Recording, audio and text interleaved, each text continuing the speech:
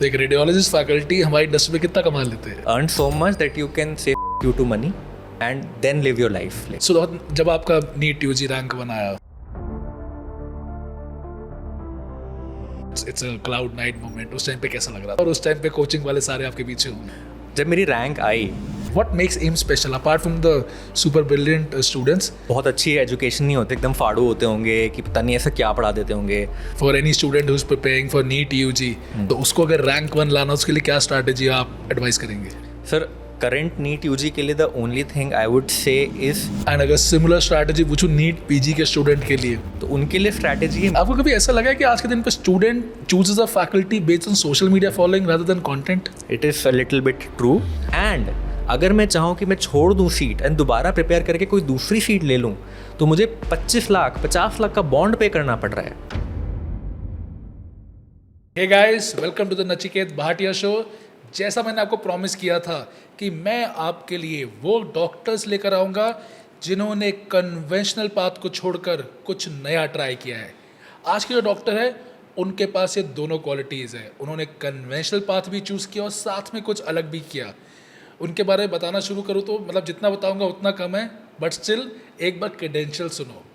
NEET UG rank 1, PG AIIMS में rank 4, PGI में rank 11, और ये सब करने के बाद आज वो एक एस्टैब्लिश रेडियोलॉजिस्ट हैं। उन्होंने पीजीआई चंडीगढ़ जैसे बेहतरीन इंस्टीट्यूट से अपनी रेडियोलॉजी कंप्लीट करी। He is working as a radiologist. He is a faculty in a NEET PG coaching institute and he is none other than doctor Rishabh Jain. आपके फेवरेट रेडियोलॉजिस्ट, आपके favourite radiology के faculty आज हमारे साथ हैं। वो एक यूट्यूबर भी हैं, वो एक इन्फ्लुएंसर भी हैं, और बाकी क्या चीज़ें हैं वो शायद आपको खुद बताएंगे। So welcome doctor Rishabh. Thank you so much, sir. It's my pleasure to be on your show. Have watched almost all of the videos that you put out, and really a good watch. जो भी videos मैं देखता हूँ, मतलब मुझे खुद ही बहुत बड़ी insight मिलती है, and really glad to be part of your show, sir. Thank you. नहीं sir, thank you so much आपके काइंड वर्ड्स के लिए। सो हमारा शो अब, पहले हम लोगों ने करते थे we were getting doctors, but अब हमने अपने जो डॉक्टर्स हैं ना उनको एक, मैंने जैसे कि बताया अभी ऑडियंस को कि अनयूजुअल डॉक्टर्स लेकर आ रहे हैं।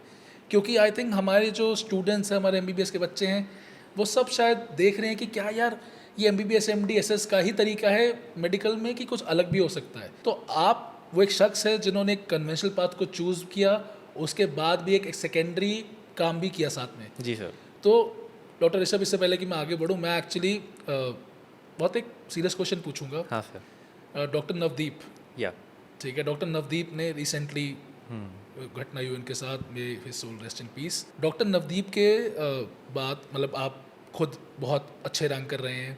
Yes sir. तो ये बात तो जायज़ है कि that in spite of getting a rank 1 people not happy inside. तो क्या ये सही में रेजिडेंसी इतनी टॉक्सिक हो रखी है, या हम लोग शायद मेंटल हेल्थ पर तो ध्यान नहीं दे रहे? ये क्या चल रहा है? सर, आई थिंक बहुत कॉम्प्लिकेटेड इशू है मेंटल हेल्थ, एंड रैंक्स वगैरह लाना एंड आपकी अंदर की mental stability and what goes इन साइड your mind are total very different things. So लोग मुझसे बोलते हैं कि जब आपकी रैंक 1 आई तो आपको तो ऐसा लगा होगा कि भाई यू आर ऑन क्लाउड 9, आप तो दुनिया के बादशाह हो।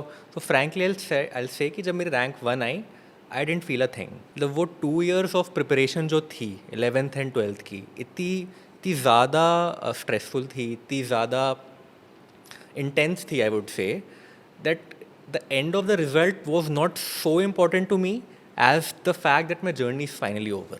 I think वो एक बहुत बड़ा रिलीफ होता है, स्पेशली एक मेडिकल फील्ड में जो कि 12 साल तक चलती है। आई joined MBBS in 2012.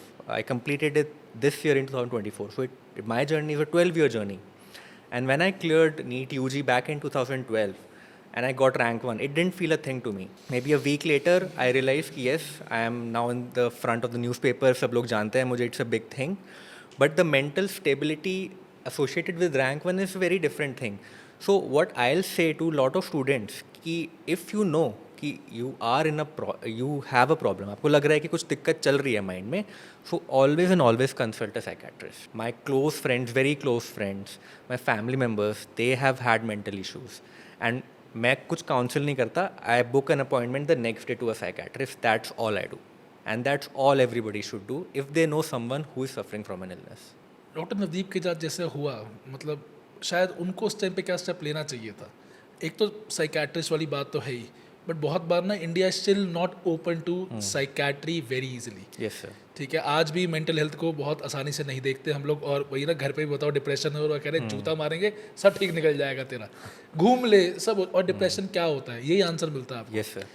उस टाइम पे एक स्टूडेंट या उस टाइम पे एक इंसान को apart from being going to therapy क्या करना चाहिए? Sir I think very important is to have a mentor in life. एक ऐसा शख्स होना चाहिए जिसके आप खुल के बात कर सको। मतलब आई एम ग्लैड मेरे पास ऐसे दोस्त हैं, ऐसे सीनियर्स हैं कि मुझे कुछ क्राइसिस होती है माइंड में, I call them up and they don't जज me, they don't give me advices, they tell me to seek advice from someone else if they are not capable. तो पहली बात तो everybody should have that mentor in life. I really hope that Navdeep के पास वो ऐसा mentor होता, ऐसा कोई दोस्त होता, ऐसा कोई सीनियर होता, या पेरेंट्स ही होते जिनसे वो इतना ओपनली बात कर पाता। एंड अगर कोई इस तरह से सफ़र कर रहा है, my only advice to them would be कि at least take a day off from your work and just go see a doctor. Specially आप खुद मेडिको हो, आपको पता है कि कुछ केमिकल लोचा चल रहा है ख़राब, this is not your normal self. अगर आप पूरे दिन बस रजाई में घुस के बैठे हुए हो, कहीं बाहर नहीं जा रहे हो, तो it is a problem, you know it. So just book an appointment the next day, take your friend along कि बस मुझे एक बार ले जा साइकेट्री, दैट्स इट। दोस्तों मैं ना ये वाला जो क्वेश्चन है ना अब हर पॉडकास्ट के गेस्ट से पूछूंगा। आई नो थोड़ा रिपीटेटिव लगेगा आप लोगों को, बट ये बहुत इंपॉर्टेंट चीज़ है क्योंकि हर बंदा एक नई चीज़ बताता है। ठीक है ना, ये शायद मेरा एक इनिशिएटिव है to promote more mental health openness, more mental health issues जो है हमारे उसको सॉल्व कैसे करें, मिलकर सॉल्व कैसे करें। और शायद अगर आपका दोस्त ऐसा कोई है, क्योंकि आई एम श्योर नवदीप के पास दोस्त होंगे, बट वो कहता है ना वो एक एक्स्ट्रा स्टेप लेने की ज़रूरत थी, उसे और पूछने की ज़रूरत थी कि भाई सही में क्या हुआ है। ठीक है, तो आपके अगर दोस्त ऐसे हैं जो आपको शायद खुल के नहीं बता रहे, तो उनको और ज़ोर से आपको पूछना है कि भाई क्या हुआ है। हम बिल्कुल नहीं चाहते कि एक और नवदीप जैसा हादसा हमारे देश में दोबारा ना हो। सो हर दोस्त को एक बार और बार पूछना है कि भाई तू ठीक है। So doctor Rishabh, thank you so much for this advices, these advices I think they are very helpful. Thank you sir. So जब आपका नीट यूजी रैंक बनाया, of course it's a cloud nine moment, उस time पे कैसा लग रहा था? And I am sure उस टाइम पे कोचिंग वाले सारे आपके पीछे होंगे। हाँ sir, it was frankly an unrealistic thing for me, but जब मेरी रैंक आई तो बहुत टाइम तक मुझे आई फेल्ट नम कि I just was staring at the screen, rechecking my result, एक बार रोल नंबर दोबारा डाल के देखते हैं कि ठीक आया है कि नहीं। बिकॉज आप 11th-12th में पढ़ते हो, आपको ये तो पता होता है कि ठीक है आपकी ग्रैंड टेस्ट में अच्छे स्कोर्स आ रहे हैं, ऑल इंडिया लेवल पे जो टेस्ट दे रहे हो आप उसमें भी अच्छे स्कोर्स आ रहे हैं, but you don't expect a rank 1, you expect a rank top 100 में आप एक्सपेक्ट करते हो, मे बी टॉप 1000 में in the current scenario you expect, but rank 1 is a totally different feeling. Initial I remember, initial मेरी journey was a little numb की and self-doubt, frankly, I come from a small town in Uttarakhand, I'm from Roorkee, and वो एक हमेशा आपको लगता है कि do I deserve to be here, like am I the actual rank one, like वो तो दिल्ली, बॉम्बे, बैंगलोर इन जगह से आते हैं ना, क्या am I the rank one really? तो वो एक imposter syndrome वाली फीलिंग थी थोड़ी, but then it gradually the feeling started sinking in.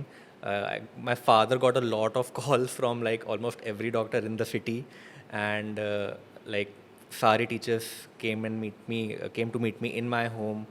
There was my photo in the front of the newspaper, so that was a very different feeling, and I think वो वाली feeling is only once in a lifetime for a medico. उतनी ज़्यादा fame इतनी young age में नहीं मिलती है। तो फिर कॉलेज का एक्सपीरियंस कैसा रहा आपका? I think you joined AIIMS, right? Sir, AIMS was like, I would still say was one of the best years of my life. So जो culture है AIMS का, the people you meet, the seniors you meet, it's a friendly atmosphere है. So I'm sure you know that we call our seniors by their first name. So 5 साल senior हो, I'll call them Arjun. 3 years senior हो, I'll call them Siddharth. So we call the seniors by our name. And जब भी आप किसी को direct नाम से बुलाते हो ना, तो एक वो आइस पहले ही ब्रेक हो जाती है, तो बॉन्ड बहुत अच्छा बनता है। फिर कल्चर इतना अच्छा है कि there is no strict rules on attendance, there is strictness in the first and second year, but that gradually fades off in the later years, so you are free to pursue your interest. तो बहुत सारे students pursue you assembly course, step 1 देते हैं, कुछ pulse organization committee में part लेते हैं, कुछ UPSC की प्रिपरेशन करते हैं, या कुछ बस फ़नी करते हैं। So you have a lot of time to yourself. Plus, I went on to do a research elective in Johns Hopkins during my 3rd year. So वो 2 महीने का US experience was very good. And frankly, the biggest asset was friendships. जो मेरे MBBS के दोस्त हैं अभी भी करंटली बहुत अच्छे दोस्त हैं. आई am still in talking terms with lot of them. So it was a very very wholesome experience, sir. आपको लगता है ये जो सर मैम का कल्चर है, do you think it's a regressive step in the medical education field? Sir it can be, it निकाला जा सकता है. आई थिंक कि ऐसा स्टेप है कि जिस it doesn't help anybody more than a medical field. I think it's a culture of India to call people by sir और मैम. यूएस का कल्चर होता है कि they directly call people by their first name. मेरे हिसाब से it is a welcome step if that happens in the medical fraternity, because चाहिए भी हमें. मेडिकोस आपस में इतना कनेक्ट में रहते हैं, ज़रूरत भी पड़ती है, रेफरल्स भी भेजने होते हैं, हेल्प भी चाहिए होती है. सो अगर ये आइस पहले ही ब्रेक हो जाए तो फ़ायदा ही रहेगा सबका. बट आपको ये लगता है कि दैट इंडिया में specially medical field now it's not a competition in medical field between a senior and junior, it's more of a learning atmosphere. कि सीनियर को सर इसलिए बोलते हैं क्योंकि वो तुम्हें कुछ सिखाता है वापस में. Every senior is a teacher here, right? तो जिस जगह मैंने देखा है कि that of course not in AIIMS, but जहाँ पे से सर नहीं बोलते तो they is a little bit disrespect between the senior and junior. वो बराबर समझना शुरू कर देता है, और जब शायद किसी को सीखना होता है ना किसी से, तो एक पर्टिकुलर इज्जत देनी पड़ती है कि सामने वाला वो इज्जत रखकर तुम्हें वापस कुछ सिखाए. तो जो आने वाली जनरेशन होती है उसको शायद वो समझ नहीं आ पाता. कभी आपको ऐसा लगता है कि अगर ऐसा हो जाएगा? तो जैसे हम लोग भी अपने सीनियर्स को नाम से बुलाते थे, but there was always that feeling of respect कि अगर उसने बोला कि रुक जा तो मतलब रुकना है आपको. ठीक है, आप बोल रहे हो कि यार हर्षित बता दो एक बार. आप बोलते थे सब लोग बाय द वे, हाँ बता दो एक बार कैसे करते हो, मैं बताता हूँ तेरे को, 5 मिनट रुक. तो 5 मिनट रुकना है. मतलब ऐसा नहीं है कि you are forcing yourself on the other senior. It is just कि you feel that you are close to that senior, but not as a subordinate, as a friend. क्या लगता है why is AIIMS the number one institute of this country? What makes AIIMS special apart from the super brilliant students? But what does AIIMS special क्यों है? मतलब super brilliant बच्चे हैं उसके अंदर, ये तो एक reason है ही. But what thing makes AIIMS special? So I think it's just the alumni. It's not the बहुत अच्छी एजुकेशन नहीं होती है एम्स में. लोगों को लगता है कि लेक्चर्स एकदम फाड़ू होते होंगे, कि पता नहीं ऐसा क्या पढ़ा देते होंगे. 3rd 4th ईयर प्रोफेसर्स के lecture most of the time some professors don't even come. Self study होती है. 1st 2nd year yes very good. Later on stages में आपकी most of the learning clinic से ही होती है, तो अगेन आपके ऊपर है कितना पढ़ते हो. But what makes AIIMS special I think is the alumni. It is the network. So जो जैसे मैं आपको बात बताऊँ, I met my senior 8 years senior to me last month. I just called him up looking for a job and he said कि चल मिलते हैं बाहर कॉफ़ी पे. And I am calling him by his first name. He is telling me हाँ उनसे बात कर दे. वाई? बिकॉज हम दोनों एक ही मेड स्कूल में गए. That's it. मैंने पहले कभी बात नहीं की है. That alumni connect I think is very very strong in AIIMS, and that is what makes AIIMS special. Do you think that alumni connects is also in the PG side or is it just in the UG side? It is much stronger in the UG side, and very very strong in the UG side, and spanning decades. So 20 years senior can also be approached if you are in the same UG community. In the PG I think it's more close within the same speciality.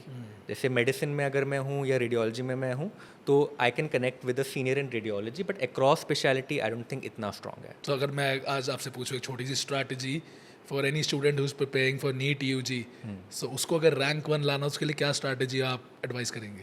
Sir current NEET UG के लिए the only thing I would say is कि जो आप 2 years पढ़ रहे हो 11th and 12th, just be consistent. मैं सारे जूनियर्स को यही बोलता हूँ आजकल कि सारे प्लेटफॉर्म्स ऑलमोस्ट सेम ही पढ़ा रहे हैं. This is true for NEET PG as well. What you need to do is कि एनसीईआरटी आपकी अच्छी तरह रटी होनी चाहिए, केमिस्ट्री एंड बायोलॉजी की specially. What gets you rank 1 is physics. What gets you selected is bio and chemistry, but what gets you rank 1 is physics. तो अगर आपने 11th and 12th में फिजिक्स केमिस्ट्री बायो अच्छे से पढ़ी हैं, NCERT अच्छे से याद की है एंड डेली पढ़ा है. ऐसे नहीं करना है कि एक दिन 12 घंटे पढ़ा है फिर 4 दिन नहीं पढ़ा है.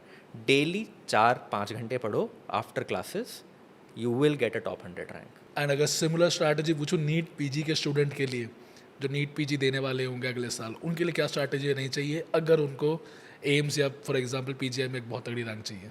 तो उनके लिए स्ट्रैटेजी है मेकिंग अ रिवाइजेबल सोर्स. क्योंकि एमबीबीएस का syllabus is incomparable to 11th and 12th का syllabus. 19 subjects are humongous, so you need to know what to read towards the end. So यही मैं सब स्टूडेंट्स को बताता हूँ. You are preparing to be able to revise in the last 10 days before the exam. you're not preparing for the exam, you're preparing how to revise for the exam.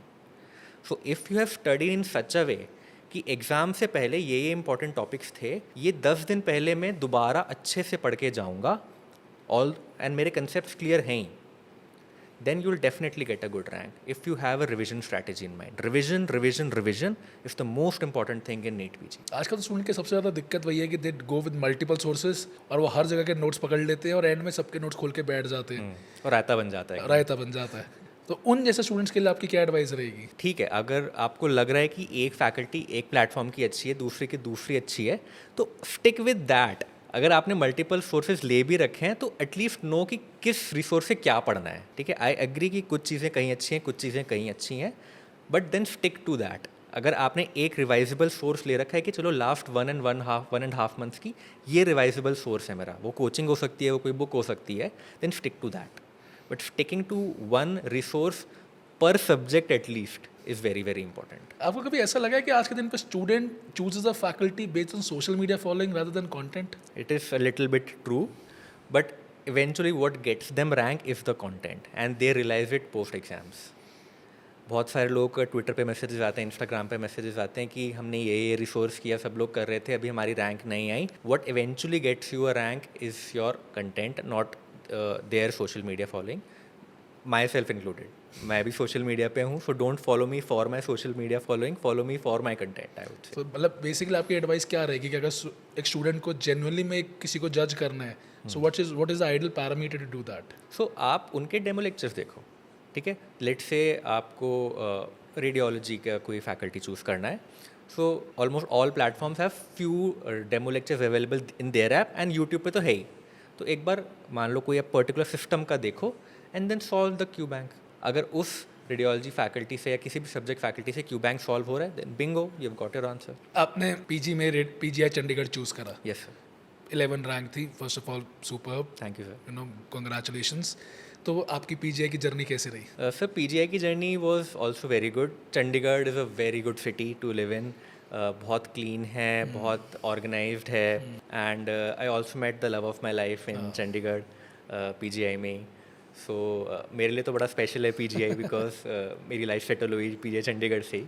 And learning wise also PGI Chandigarh has a very good radiology department. It is if not the top, second from the top in terms of academics, exposure, modalities, intervention, everything. So learning was good. As compared to AIMS, I would say it is little hectic. Hectic ज़्यादा है AIMS से PGI, but learning wise very good. देखा जाए तो आपने अपनी professional life sort कर ली M से और पर्सनल लाइफ सॉर्ट कर ली पीजीआई से। You can say that, sir. मैंने बहुत बार सुना है, and I am paraphrasing here, कि that PGI has very toxic departments.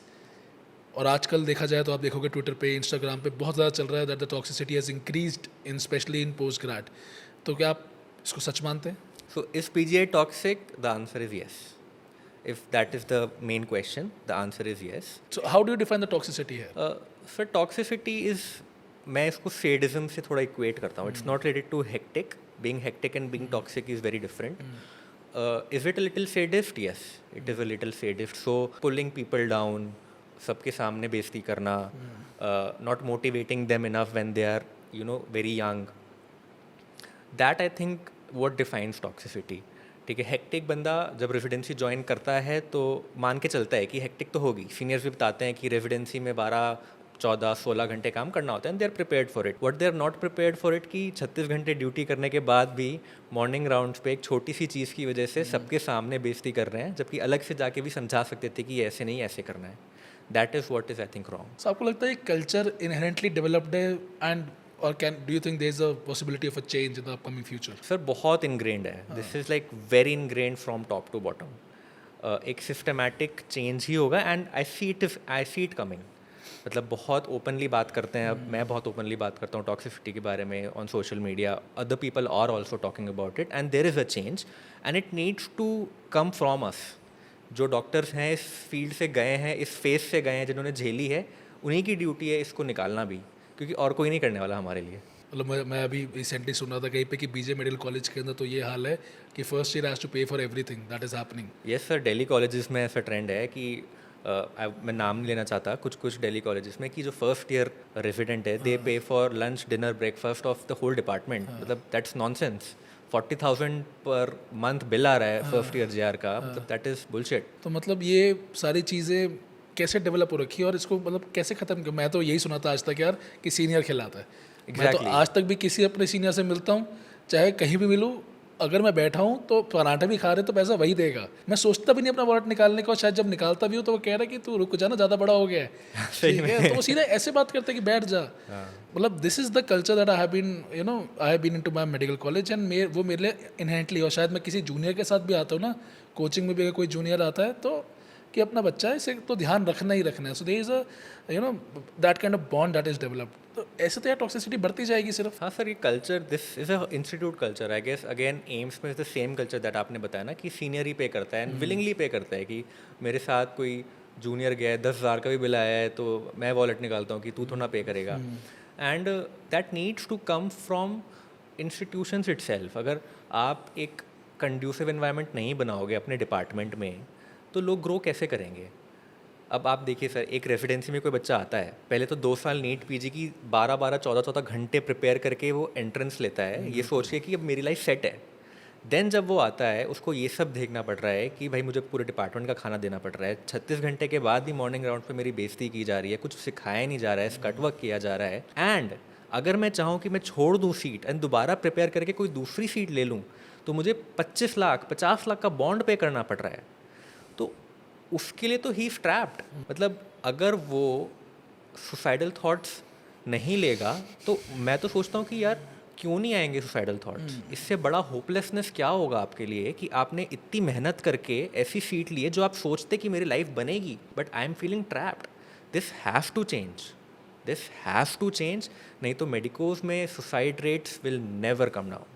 मतलब आज सुन के मुझे लग रहा है कि दैट मेरा एक्चुअली रोंगटे खड़े हो गए कि यार एक फर्स्ट ईयर से इतना काम करवाने के बाद उसका खर्चा भी करवा रहे हैं, and the whole department. And जब वो फर्स्ट ईयर सेकंड ईयर बनता है, वो कहता है कि भाई अब तो 40,000 अगले से खर्चवाएंगे. तो that culture has to somewhere stop. कि जो सेकेंड ईयर बने वो बोले कि नहीं, मुझे नहीं चाहिए अब. It has to come from within. And I think that sadism is developed in the professor itself. That has developed over the years from top to bottom. अब आप right now you are working as a radiologist in Max and Escorts Saket Okhla. Yes, Fortis. I'm in Fortis Escort. तो आपने अपनी जो YouTubing journey थी, as a YouTuber जो journey थी आपकी, वो कब शुरू करी? So I started making videos during my SRship, and first mostly mentoring students how to crack NEET PG and INI-CT, because I have done it myself with good rank, so I know कि what it takes to do that. And वहाँ से धीरे धीरे the following started. Aditya, who everybody knows now, he also encouraged me कि तू भी start कर यार. मतलब he grew to such a big level and he motivated me कि तू भी स्टार्ट कर, you have also some knowledge to give. So वहाँ से I started my YouTubing journey. धीरे धीरे कनेक्ट्स बनते रहे, लोगों से बात करते रहा. I also realized कि I like teaching. And then I also started my teaching journey along with my professional journey. तो आज का ना दोस्तों, आज का जो पूरा ये चीज़ है, हमारा जो पॉडकास्ट है, वो इस बात पे बेस्ड है कि कैसे एक रेडियोलॉजिस्ट ने अपनी एक सेकेंडरी जर्नी भी साथ में ऑन रखी और कैसे उस जर्नी की तरफ उन्होंने अपना माइंडसेट बनाया. तो आप ऐसे जितने लोग हैं जो सोचते हैं कि यार मैं जब भी कोई पोस्ट ग्रेड कर लूँगा तो क्या टीचिंग मेरे लिए करियर है, तो आज की हमारी पूरी बात होने वाली कि टीचिंग करियर कैसे बन सकता है, आपको क्या माइंडसेट चाहिए. तो इस वाले पार्ट को अब हम डिस्कस करेंगे. और अगर आपको अभी तक का हमारा पार्ट अच्छा लगा तो प्लीज़ सब्सक्राइब करना ना भूलें और दोस्तों के साथ शेयर करना ना भूलें इस पर्टिकुलर पॉडकास्ट को. सो एक नया करियर आपके लिए मैं लाने वाला हूँ, वो है आज से. तो बस before we actually get into radiology की जर्नी, रेडियोलॉजी को ना हर बंदा ये कहता है, और अभी तो नीट पीजी का एग्ज़ाम हुआ है, तो I am getting this particular question daily basis पे कि सर रेडियोलॉजी में ना पैसा बहुत है. तो रेडियोलॉजी में सही में पैसा बहुत है, और अगर है तो कैसे? तो क्या रेडियोलॉजी में पैसा बहुत है? The answer is yes. Radiology में पैसा डिसेंट है. अब डिपेंड करता है आपके लिए बहुत क्या है. So I would say let's talk numbers, because I think number से ही everybody wants to the numbers. So post MD radiology, post MD DNB, whatever, usually what you'll get a pay is between 2.5 to 3. If you do an SRship, the pace becomes around 3 to 3.5 to 4. So in a metro tier 1 cities, the average salary post MD 1 year SRship will be between 2.5 to 3.5, which is almost equivalent to a DM level salary. So second important question, does radiologist earn सबसे ज़्यादा amongst all specialities? No. After MD, yes. After MDs अगर आप देखो तो radiologist की salary सबसे ज़्यादा है, but DMs are earning much more than that. So if you are someone जो कि सोच रहा है कि मुझे पैसे कमाने के लिए डॉक्टर बनना है, तो अगर ये थॉट है तो पहली बात, it is a bad thought to have. अगर फिर भी है, अगेन ऐसा नहीं है रेडियोलॉजिस्ट सबसे ज़्यादा कमा रहे हैं, but they are earning decent for the amount of work they are doing. So let's say you are in a job of 9 to 4, 9 to 3, 9 to 5. So you will get around 2.5 to 3.5. If you move to a tier 2 city, it will range from 3 to 4. A tier 3 city, 4 to 5. Tier 4 cities, 5 to 7. That's how the salary structure currently is. Will it change? I don't think so in the near future because बहुत demand है. मैं जब SRship में था इतनी सारी negativity आती थी कि अब फ्यूचर नहीं है, जॉब सैचुरेट हो रही है. मैं मार्केट में गया सब हॉस्पिटल से बात करने, वो बोला अच्छा रेडियोलॉजिस्ट हो, अच्छा कब से ज्वाइन करने वाले हो. ठीक है, तो अगर 200 हॉस्पिटल्स हैं, मे बी 200 हॉस्पिटल को गैस्ट्रोएंटरोलॉजिस्ट नहीं चाहिए, बट 200 हॉस्पिटल्स को रेडियोलॉजिस्ट चाहिए. तो demand will always be there. It is a good decent paying job with a good amount of work life balance. Now if there are lot of money in radiology, so the lot of money in radiology is in entrepreneurship. And that is true for any speciality. And I think sir आप भी पता होगा, आप ज़्यादा better मुझसे बता पाएंगे. In any business that you open, that is where the real money is. Be it medicine, be it pedia, be it radio, be it derma. So for an average doctor, average radiologist, post MD life is good. Post DM, I think it's all similar. But I think radiologist has time as an asset. Yes. जो शायद किसी और branch में नहीं है. तो radiologist शायद कम amount of time में उतना ही पैसा कमा रहे हैं जो शायद मेडिसिन वाले बहुत लंबे टाइम में कमा रहे हैं अपना दिन का टाइम देकर. और रेडियोलॉजिस्ट के पास सेकेंडरी एवेन्यूज़ पे जाने के लिए टाइम है, तो जिसकी वजह से कि radiologist earning through multiple sources rather than a single source, शायद इसलिए पैसा ज़्यादा भी होता है. Yes, sir, definitely. So your evenings are free. So either you can do a second job, you can do a locum job. Now tele-reporting is also an option, although the pay is not so much, but again it's a sort of a passive income. Then you can do locum jobs. You can go into teaching like I did. You can open your another side business. So time is an asset which I think radiologist के पास सबसे ज़्यादा है. And उसको utilise करके ही it has become the dream branch that it is now. That's actually very great. I mean सारे institutes देख लो आप, रेडियोलॉजिस्ट चला रहे हैं, रेडियोलॉजिस्ट उनको लीड कर रहे हैं. और रेडियोलॉजी मतलब शायद मैं कहूँगा उनका सेकेंडरी ब्रांच बन चुका है. टीचर उनका बीइंग अ फैकल्टी उनका मेन प्रोफेशन बन चुका है. तो डॉक्टर ऋषभ, अब जो पार्ट है ना वो बेसिकली आपको मुझे थोड़ा डिटेल में बताना है. और ये सारे स्टूडेंट्स के लिए हैं जो पढ़ाने का शौक़ रखते हैं, बट उनको समझ नहीं आता कि एक फैकल्टी की तरफ जाने के लिए उन्हें क्या क्या स्टेप्स लेने चाहिए. तो आपका टीचिंग करियर कैसे शुरू? सो आई वुड से मेरा teaching career was directly from YouTube. And YouTube I think सबसे अच्छा प्लेटफॉर्म है to start. Instagram, YouTube, Quora compare करो, सबसे अच्छा platform is YouTube because it is first of all identified as a platform for professionals now.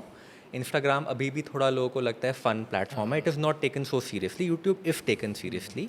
Second, long form videos अगर कोई आपके देख रहा है यूट्यूब पे कंसिस्टेंटली फॉर अ ईयर तो भक्त है आपका. अगर कोई अपनी लाइफ के 15 मिनट आपको दे रहा है डेली या वीकली, तो भाई वो सीरियसली ले रहा है आपको. तो I think YouTube is a very good platform to start with. अगर आपको लगता है आपके पास टीचिंग का पैशन है, आप एंटर करना चाहते हो, एटलीस्ट एक्सप्लोर ही करना चाहते हो, पता नहीं पैशन है कि नहीं, मेक अ वीडियो. ठीक है, the first step is to start. तो Ali Abdaal, I think which everybody knows now, so he says this कि the first step is to make a video, the second step is to make a good video. But first step is not to make a good video. First step is to just to make a video. So I remember जो मैंने पहला YouTube video डाला था, iPad पे split screen करके camera और one note को side में रख के स्ट्रैटेजी बताई थी बस. ऑडियो गंदा था, वीडियो में लाइट ख़राब आ रही थी, बट कंटेंट सॉलिड था. तो बच्चा यूट्यूब पे स्पेशली टीचिंग प्रोफेशन में कंटेंट देखता है. Yes, audio helps, yes, video helps, but content is king. तो if you have the passion of teaching, just make a YouTube video. Surgeon हो, किसी ट्रॉमा पे बना दो, ब्रेस्ट कैंसर स्टेजिंग पे बना दो, ब्रेस्ट कैंसर मैनेजमेंट पे बना दो, गायनाकोलॉजिस्ट हो, PPH पे क्लास ले लो, CA सर्विक्स पे क्लास ले लो. Let people identify you. Second very important advantage of YouTube is feedback. Automatically comments में आ जाता है, अच्छी क्लास थी, अच्छा नहीं पढ़ा रहे, मैम ये पढ़ाओ नेक्स्ट, सर ये पढ़ाओ नेक्स्ट, इसमें दिक्कत आ रही है, सर प्लीज़ इसमें हेल्प कर दो। वो बहुत अच्छा प्लेटफॉर्म है फीडबैक का। वहाँ से धीरे धीरे धीरे धीरे people will identify you, just have to wait it out, you will get a call. Or if you don't, then YouTube is such a big platform, you make your own course. And आप भी जानते हैं sir, there are so many YouTubers, NEET UG में, NEET PG में, who are running their own show, who have their own courses, selling tens of thousands of students and making crores of rupees on YouTube. So YouTube is a very big platform to start your journey, but how to start it? Just make a video on teaching, that's it. आपके हिसाब से faculty बनने के लिए एक student के पास कौन कौन सी स्किल्स होनी चाहिए जो कि like a non negotiable skills, ये तो भाई आना ही चाहिए अगर फैकल्टी बन? तो which I have also learned over time is engagement. You have to be engaging with the student. कैसे हो सकते हैं तो मोनोटनस नहीं होना चाहिए सर, आपको थोड़ा सा फोर्सफुली बोलना है, थोड़ा एक्शंस के साथ बोलना है, थोड़ा फनी वे में इनकॉर्पोरेट करो। A very big help is anecdotes, जो आपके पर्सनल डॉक्टर के एनेक्डोट्स हैं, पेशेंट को आपने कैसे ट्रीट किया, आपके साथ टीचर ने आपको क्या बताया, वो आपने क्या गलती करी, incorporate them into your teaching. बहुत कनेक्ट करते हैं स्टूडेंट्स उससे। तो I think these are all the pointers. मैंने बहुत बार देखा है, you know, when a student tries to basically start his teaching career, तो क्या करते हैं, किताब पकड़ते हो, किताब को रट लेते हैं और किताब को बोलना शुरू कर देते हैं। So is that the right way? So that is a blueprint. आप एक किताब को बेस करके एक ब्लूप्रिंट बनाओ कि ये टॉपिक से मुझे बोलना है, उसका कंटेंट मल्टीपल सोर्स से करो, then make it your own way of making it easy. Student क्या चाहता है, किताब वो भी पढ़ रहा है, वो चाहता है कि इस किताब को आसान कैसे बनाया जाए। आपका वो काम है कि किताब को आसान बनाना। तो वो एक पर्सनल एफर्ट है, वो एक पर्सनल जर्नी है, वो पर्सनल स्किल है। तो वो ही उस पर ही काम करना है if you want to be a faculty. तो जब पहली बार आपको किसी कोचिंग इंस्टीट्यूट ने अप्रोच किया होगा Yes, और एक डील बनाई होगी, तो उस टाइप पे कैसा फील हो? सो पहली बार तो पता ही नहीं था मुझे हाँ। कि डील करनी क्या होती है, कितनी करनी होती है, किसी से पता ही नहीं था। जिन जो कर रहे थे बहुत सीनियर थे, इतना बैरियर था कि I couldn't call them up and ask directly. So जो मिला आई एग्री टू इट। फिर जैसे जैसे जैसे जैसे इंडस्ट्री में आए, लोगों ने थोड़ा बताया, then you get to know कि क्या चल रहा है। So I think your first paycheck, your first salary as an educator बहुत ज़्यादा नहीं होती, and you should not expect much. किसी भी प्रोफेशन में, बीट और मेडिकल प्रोफेशन, जब आप इंटर्न आते हो तो आप 20,000 से स्टार्ट करते हो ना। तो I think that is the same story in education as well. तो एक रेडियोलॉजिस्ट फैकल्टी हमारी इंडस्ट्री में कितना कमा लेते हैं? सर रेडियोलॉजिस्ट फैकल्टी बहुत वेरी करता है, person to person, again varies from online to offline, platform to platform. What I would say is a ballpark figure of if you are talking about per hour remunerations, so between 2,500 to 4,000 per hour remuneration. और online में? Online में varies again between 20,000 to 50,000 per hour. आपकी पहली class ली आपने किसी coaching के अंदर, तो वो पहली क्लास का एक्सपीरियंस कैसा था? सो पहली क्लास जब ऑफलाइन ली थी तो I was little scared to be honest. तो लकीली बहुत ज़्यादा स्टूडेंट्स नहीं थे because I was a new faculty, तो वो ईज़ मुझे भी थोड़ा आसानी हुई to ease out. But the main stress point in a coaching, offline coaching class is a direct interaction. आप जो बोल रहे हो, you are answerable to the questions that students point out to you. ठीक है, आपके पास पॉज करके book देखने का टाइम नहीं है या फिर री रिकॉर्ड करने का टाइम नहीं है। So you have to be well prepared. Second, offline classes are a little tiring. आप 10 घंटे पढ़ा रहे होते हो, 11 घंटे पढ़ा रहे होते हो, 12 भी चले जाते हैं कभी कभी। सो मेंटली टायरिंग है, फिजिकली भी टायरिंग है। आई रिमेंबर कि 12 घंटे की क्लास के बाद I just want to sleep. मतलब तब मेरे में हिम्मत नहीं होती कि भाई घर पे बात करनी है या नेटफ्लिक्स देखना है या यूट्यूब देखना है, मुझे बस सोना है। तो थोड़ा टायरिंग होती है ऑफलाइन क्लास, बट अगेन मज़ा भी आता है सर। मैं बहुत सारे, मेरी अपनी वाइफ को भी बोलता हूँ आई थिंक, कि टीचिंग से जो आपको फीडबैक मिलता है या जो आपको सेल्फ एस्टीम मिलती है, एक कोई बच्चा जो 4th ईयर या इंटर्न है, उसको अगर नीट पीजी में आपकी वजह से सिलेक्शन हो जाता है तो आपको बहुत दुआएं देता है वो। ट्रू, बहुत दुआएं देता है वो। एंड वो फीलिंग जो है ना सर, वो बहुत प्योर फीलिंग है। मतलब उसमें कोई छल कपट नहीं है, उसमें कोई धोखा नहीं है। It is a genuine feeling of helping someone. And वो फीलिंग आई थिंक अगेन डॉक्टरी में भी सेम ही फीलिंग आती है। जब आप किसी पेशेंट को ठीक करते हो, वो हाथ जोड़ के जाता है आपके पास, तब भी वो बिल्कुल प्योर फीलिंग आती है। तो वो आई थिंक बहुत इंपॉर्टेंट है, एंड बहुत सारे प्रोफेशंस नहीं ऑफर करते जो teaching and medical profession offer करता है। तो इस बार ना अभी नीट पीजी हुआ तो रिजल्ट आया तो मुझे लगभग 1000 से ऊपर मैसेज आए, थैंक यू सर के। तो एक ना लड़की थी, तो उसको मैं काफ़ी टाइम से मेंटोर कर रहा था। तो she was at a depressive stage 3 महीने बैक। तो उसके साथ हमने काफ़ी डिटेलिंग में काम किया। तो ना उसकी मॉम का कॉल आया मुझे, मॉम रो रही है, ठीक है, और दुआएं दे रही है, बस वो रो रही है, ठीक है, कि आपने बचा लिया। And she got a 3 digit rank, बहुत अच्छी रैंक थी, बट वो रो रही है सिर्फ। एंड वो 15 मिनट रोती रही, ठीक है। मैं एक मीटिंग में था, बट मैं बाहर आया ना, मैं सिर्फ उसको रोना सुन रहा हूँ उनका ना। बट मुझे इतनी अच्छी फीलिंग आई ना कि दैट जेन्युइनली मैंने किसी की हेल्प करी है। yes, मैं सिर्फ मेंटोर नहीं किया, उसके साथ एक हाथ पकड़ कर उसको आगे लेके गया, वो मुझे सिर्फ दुआएं दे रही हैं। एंड आई थिंक मैं बहुत मानता हूँ कि लाइफ में शायद हम जहाँ भी हैं ना, आज वो उन दुआओं की वजह से है। और वो दुआएं इतनी अच्छी होती है ना कि जब आप कभी खाली बैठ के सोचते हो ना, तो आपको सिर्फ बच्चों के थैंक यू मैसेज दिखते हैं और आप कहते हो हाँ यार, जो हम काम कर रहे हैं, पैसा one side, but we are actually doing some good work. Yes, बहुत पर्पस मिलता है एक लाइफ का sir. I read somewhere on YouTube only, saw somewhere on YouTube कि what gives you happiness in life is not money, maybe it comes third. The best thing that gives you happiness is a purpose, and both medical profession and teaching give you that purpose. तो जो students आज के दिन पे पैसे के पीछे भाग रहे हैं अपनी काउंसलिंग में चूज़ करने के लिए कि बस पैसा मिल जाए, उनके लिए आपकी क्या एडवाइस है? So important है पैसा। पहली बात, मैं किसी को नहीं बोलता कि पैसे मत कमाओ, सबको बोलता हूँ पैसे कमाओ, बट इतने पैसे कमा लो कि उससे फ़र्क पड़ना बंद हो जाए, ठीक है। Earn so much that you can save to money and then live your life later. But आपको नहीं लगता कि जब तक पैशन नहीं है तो पैसा आएगा ही नहीं आपके पास कभी? डेफिनेटली, अगर पैशन नहीं है तो मे बी पैसा आ जाए, उतनी जल्दी पैसा चला भी जाएगा।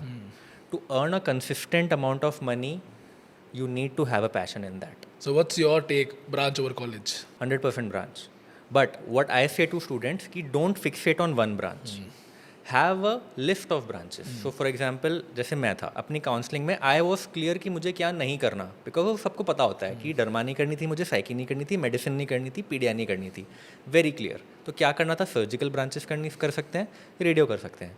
अब इन ब्रांचेस में आप कॉलेज चूज़ कर लो कि जो आपकी चॉइस ऑफ ब्रांच में बेटर कॉलेज मिल रहा है, you choose it, but be open to few branches, don't be restricted to a particular branch, because you don't know कि आपको ब्रांच कैसी लगेगी 3 और 6 मंथ्स डाउन द लाइन, ठीक है। So have a list of branches, and अच्छे college के भी अपने एडवांटेज हैं। ऐसा नहीं है कि कॉलेज के कोई फ़ायदे नहीं होते, अच्छे कॉलेज के भी फ़ायदे होते हैं। सो व्हाट आई कॉमनली से कि अगर मेडिसिन पसंद है तो पीडिया भी कंसिडर करो, ऐसा नहीं है। अगर ऑर्थो पसंद है तो सर्जरी भी कंसिडर करो, हैव अ लिटिल फ्लेक्सिबिलिटी। आपको क्या लगता है कौन सी branch, I mean which you can foresee कि आने वाले 10 साल के अंदर इस पर्टिकुलर ब्रांच में बहुत स्कोप होगा? For nuclear medicine, nuclear medicine will be a big branch. Cancer hospitals बहुत सारे खुल रहे हैं, बहुत कम लोग हैं न्यूक्लियर मेडिसिन के, अभी उनकी पे बहुत अच्छी है। Again gastroenterology, very very large scope in the coming future. Tier 3 cities, tier 2 cities में बहुत स्कोप है गैस्ट्रोएंट्रोलॉजिस्ट का। All sub specialities of medicine and surgery I think are good. Derma लोग बोलते हैं बहुत अच्छा स्कोप है, मेरा थोड़ा डिफ़र करता है व्यू। मुझे लगता है कि डर्मा में बहुत कंपटीशन है, specially in private practice, and core derma is little bit getting diluted with cosmetics, aesthetics, so वहाँ पे थोड़ा सा कंपटीशन आ जाता है। I think medical super specialities, surgical sub specialities will remain for a very long time. मैंने एक YouTube video देखी थी जिसमें वो बात कर रहे थे कि DNBs are now more preferred than MDs, because DNB का शॉर्ट हाथ क्लिनिकल में अच्छा होगा ही होगा।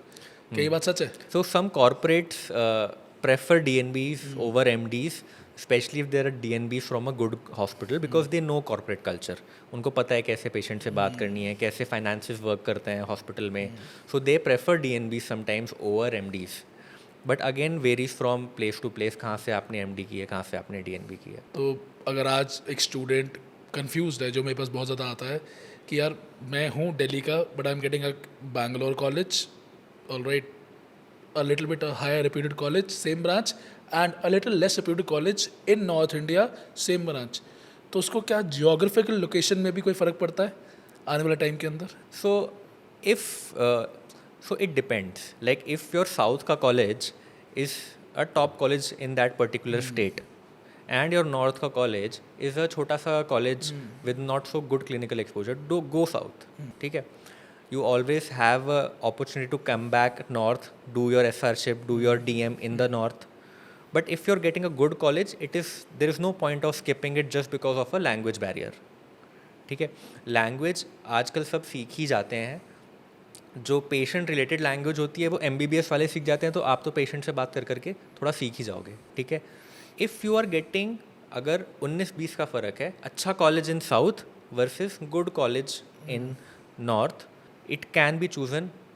आप चूज़ कर सकते हो नॉर्थ का गुड कॉलेज, बिकॉज अगेन आप उस एरिया का नेटवर्क बना लेते हो, आप उस वाले एरिया के डॉक्टर्स को जान जाते हो, पेशेंट को जान जाते हो, पेशेंट आपको जान जाता है. सो अगेन वो स्ट्रगल थोड़ी कम हो जाती है. बट अगेन अगर बहुत डिफरेंस है, always choose skills over reason. Thank you so much for this doctor Rishabh. I think इन चीज़ों ने काफ़ी ज़्यादा हेल्प करी होगी हमारे स्टूडेंट्स की. Counselling is a big process and you know there Yes, too sir. Many emotions going into the students minds. उनका स्ट्रेस लेवल इतना ज़्यादा हाई होता है इस Yes, टाइम sir. पे, और 1000 एडवाइजेस मिल रही होती हैं, तो बेचारे को खुद समझ नहीं आता कि क्या करना चाहिए. Doctor Rishabh, coming to the last part of the podcast यार, हम थोड़ी सी बात करेंगे फाइनेंशियल्स की, इन्वेस्टमेंट्स की. यस. तो आपका, अगर आज एक नया MBBS या एक MD स्टूडेंट आज अपनी फाइनेंशियल प्लानिंग करे, सोचे कि कहाँ इन्वेस्टमेंट करनी चाहिए, तो आपका उसके लिए क्या एडवाइस रहेगा? तो sir, when ever you get your first पे चेक, ठीक है, अब मोस्ट ऑफ द स्टूडेंट्स के लिए वो इंटर्नशिप होती है. Your investment journey I think should start from there. My investment journey started from SRship, जो कि मुझे इन हाइंडसाइट लगता है लेट हो गया है. वो 4 साल पहले हो जाता तो 4 साल की कंपाउंडिंग काफ़ी हो जाती है. ठीक है, so your first investment should start when you get your first paycheck. This is what my sister did because she is a CA, तो उनको पता होता है ये सब. तो पहला पे चेक जब उसका आया, उसने तब से अपनी सिप्स कर रखी हैं चालू. मैंने बहुत लेट किया है, but this is my advice कि जब पहला पे चेक आए तब से यू स्टार्टेड. अब फर्स्ट ईयर MBBS से करना है कि नहीं, वो चॉइस है आपकी. तो बहुत ज़रूरी नहीं है. बहुत सारे लोग बोलते हैं कि अगर 500 रुपये भी सेव कर रहे हो, बहुत बड़ा अमाउंट हो जाता है. मेरा थोड़ा वेरी करता है डिफरेंस. अगर उन 500 रुपये से आप कोई अच्छी मेमोरी बना लेते हो MBBS में, वो बहुत लंबे टाइम तक रहती है. ठीक है, अगर आप लेट से पहली बार एंट्रेंस क्रैक करके PG में उसका 5 टाइम्स अमाउंट पहली सिप में डालते हो, it doesn't really make a difference. ठीक है, सो फर्स्ट पे चेक जब आपका आता है, तब at least build a habit to save. Habit से स्टार्ट होकर ही कॉर्पस बनता है. Then when as you become SR, as you become consultant, थोड़ी साइड इनकम आ रही है, तो अगेन धीरे धीरे धीरे धीरे कॉर्पस स्टार्ट कर सकते हो. But again I say this to a lot of students कि जब कॉर्पस बिल्ड कर रहे हो, इन्वेस्टमेंट बिल्ड कर रहे हो, तो पहले थोड़ा इमरजेंसी फंड इकट्ठा करो, then may be shift to stocks या सिप्स. मतलब I think sir would be a better guide on investment strategies. We actually like to ask our guest कि हर बंदे की there are different perspectives. So एक ये 500 वाला जो पर्सपेक्टिव आपने बताया, मुझे बहुत अच्छा लगा. मैं शायद पहले ही सोचता था कि 500 बचाओ, बट मैं 200% एग्री करूंगा कि यार 500 की मेमोरी बनाओ. Yes sir. क्योंकि बच्चों को सुनाने के लिए कुछ होना चाहिए ना हमारे पास भी, कि हमने क्या किया था. बोलो कि पापा पैसे बचाते रह गए, मुझे करी नहीं, फायदा क्या है. So thank you so much Dr. Rishabh. I think with this we have come to the end of the podcast. and अब हमारा छोटा सा रैपिड फायर राउंड है आपके साथ. 2 ही रूल्स है इसके. पहला, आपको सच बोलना है, और दूसरा, सोचना नहीं है, जो मन में आए वो पहली चीज़ बतानी है. ठीक है सर. करें sir start? Yes sir. Sir, आप अपने आप को अगले 5 साल में कहाँ सोचते हो? Good radiologist and part time teacher. कितना पैसा कमाना है डॉक्टर ऋषभ को कि वो रिटायर कर सके? सर वेरी करता है. I am yet to figure that thing out. I am still figuring out what is the ideal retirement corpus. Help me with it. Sir, जितना है कम है. लोग बोलते हैं कि आपका वो लेवल चेंज हो जाता है, कि रेफरेंस पॉइंट चेंज हो जाता है. सब ऐसे खर्चे बढ़ जाते हैं. पहले 100 रुपये की चीज़ पे चलता था, वही 1000 की होती है. खर्चा वही रहता है, जितना कमा लो उतना कम है. ये देख लिया मैंने. So what's your personal definition of success? Respect. Nice. What's the favourite thing about being a doctor and educator? Making a difference. Sir, अगर आप डॉक्टर ना होते तो आप क्या होते? If I was not, frankly I always wanted to be a doctor. मतलब 11th में माई मॉम सेड कि IT कर ले, जॉइन डॉक्टर में बहुत घिस्सा है, बहुत लंबी जर्नी है. I wanted to be a doctor. I saw my father being a doctor. I liked it. I wanted to be a doctor. Never a backup plan. Never a backup plan. Nice. So what's the best piece of advice you have received till now? Keep your friends close, don't lose touch, and friendship requires watering. It does not happen, it does not remains so for a long time. It requires watering. बहुत अच्छी advice है. So I'm going to take that from you. So who is the most influential doctor you know today? Dr. Rajat Jain. Sir आप believe करते हो last minute short courses के अंदर? Yes. So I do believe that if your revision plan is not up to the mark, आप खुद वो मेहनत नहीं कर पा रहे, बट कोई आपके लिए कर रहा है, there is no harm in taking that. But the best revision is your own revision. अगर आपकी रैंक 1 आनी है तो आपकी रिविजन स्ट्रैटेजी से आनी है. So are you a beach person or a mountain person? बीच, कहाँ गए थे लास्ट वेकेशन पे? Turkey. Hey, nice, me too. So what's the happiest moment in your life? I think getting married. Getting married was a long because mine is a love marriage and my wife is a Bengali and I'm a Jain. So वो Jain Bengali का जो कौन सी थी? To state क्या? Two states. To states थी ना? 2 states वाली जो जर्नी होती है वो इतनी वो नहीं होती, आसानी से नहीं होती. तो it was a big relief and कि अब तो शादी हो गई यार, अब कर लो जो करना है. तो आपकी आसानी से हुई थी? नहीं. वहाँ गए थे मनाने उनको? हाँ, they are in Delhi only. अच्छा, They are in Delhi. घर जाके मनाया था उनको? घर रॉकी पे रानी? गए थे, मिले थे उनसे अलग से, वो भी आए थे घर पे मिलने, एवरीथिंग सब कुछ हुआ था. मतलब आपको भी कौन मना कर सकता है? सारे क्रेडेंशियल्स तो हैं. इससे ज़्यादा क्रेडेंशियल अगर क्या सर ऐसी चाहिए? लाइफ चलती फिर तो बहुत आसान होता. मतलब आई थिंक आप तो परफेक्ट दामाद हो यार. मैं और आदित्य रैंक 1 रैंक 4 रेडियोलॉजी, बचा ही नहीं कुछ यार. मैं और आदित्य कभी कोई बात करते हैं कि जो गर्लफ्रेंड अलॉटमेंट होना चाहिए ना, वो भी रैंक के बेसिस पे होना चाहिए. कि रैंक 1 को सबसे पहले गर्लफ्रेंड मिलनी चाहिए. बट ऐसा होता नहीं है अनफॉर्चुनेटली. तो thank you so much doctor Rishabh. I think it was a brilliant podcast. बहुत सारी बातें हमें पता चली एंड आई थिंक आपने बहुत अच्छे तरीके से समझाया, डिटेल्ड वर्जन बताया कि कैसे एक student can go to become a faculty. So thank you so much for that and thank you so much आपने टाइम निकाला. एंड दोस्तों इनके एक्चुअली ये भोपाल जा रहे हैं भाटिया में, तो भाटिया भोपाल में इनकी क्लास है, तो मैंने इनको पकड़ रखा है अभी. सो इसी के साथ हम पॉडकास्ट को एंड करते हैं. Thank you so much doctor Rishabh, आपने टाइम निकाला हमारे लिए. And thank you so much guys. अगर आपको पॉडकास्ट पसंद आया तो प्लीज़ सब्सक्राइब ज़रूर करिए. अपने दोस्त जो शायद टीचर बनना चाहते हैं उनके साथ ये शेयर भी ज़रूर करिए. मतलब डॉक्टर ऋषभ से बेटर आपको शायद बता नहीं सकता कोई कि कैसे बनना है from a student to a faculty. और कौन चाहते हैं आप, who should be the next guest, कौन सा ऐसा डॉक्टर है जिन्होंने एक कन्वेंशनल पाथ छोड़कर कुछ अलग करा है? बताइए हमारे कमेंट सेक्शन में. कोई फीडबैक है तो वो भी बताइए हमारे कमेंट सेक्शन में. हम इसको और बेटर करना चाहते हैं and we are going to show you that there is a path apart from the conventional way in medicine. Thank you so much everyone. God bless you and take care.